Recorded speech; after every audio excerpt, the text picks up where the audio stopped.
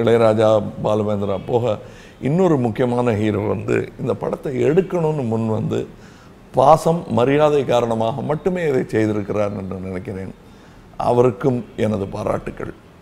இது நடித்ததுக்காக கூட இல்லை, அது செய்யலாம், அவர் நிறையா படங்களில் பண்ணிட்டுருக்காரு.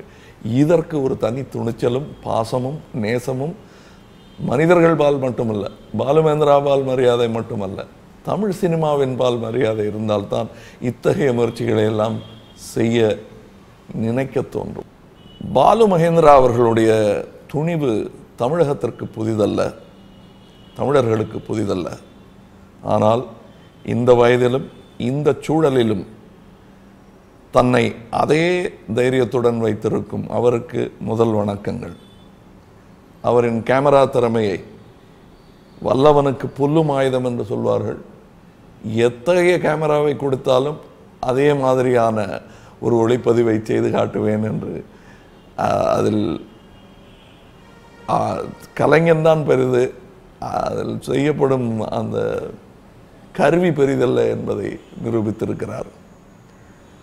இதில் ஒரு புதிய பரிமாணம் ரசிகர்களுக்கு புதிதாக இருக்கும். நாங்கள்லாம் எங்களுக்கு டைரக்ஷன் பண்ணும்போதே நடிச்செல்லாம் காட்டுவார். அதனால் பாலுமேந்திரா நடித்து நான் ஏற்கனவே பார்த்திருக்கிறேன்.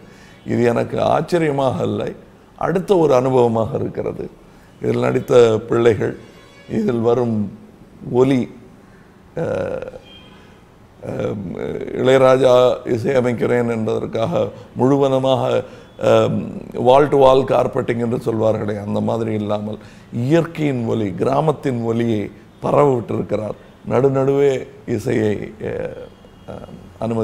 அனுமதித்திருக்கிறார் இயக்குனர். அதில் என்னன்னா, இளையராஜாவுக்கே தெரியும் எங்கே சைலன்ஸ் இருக்கணும், எங்கே மியூசிக் கொடுக்கணும்னு. அந்த மாதிரி இருக்கிற மியூசிக் டைரக்டர்ஸ் உலகத்திலேயே மிக குறைவு.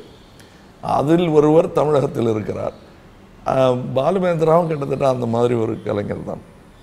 இந்த படம் வர்த்தக ரீதியாக எப்படி வெற்றி பெறும், அந்த படம் மாதிரி கலெக்ட் ஆகுமா, இந்த படம் மாதிரி கலெக்ட் ஆகுமான்னு நீங்கள் கேட்டால், இது அதற்காக எடுக்கப்பட்ட படம் அல்ல.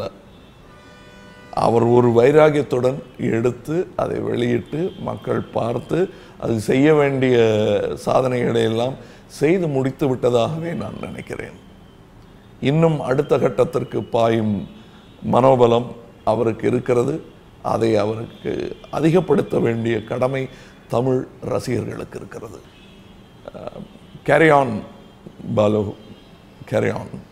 I am very happy that you are still at it and you will still do better. Thank you. வணக்கம்.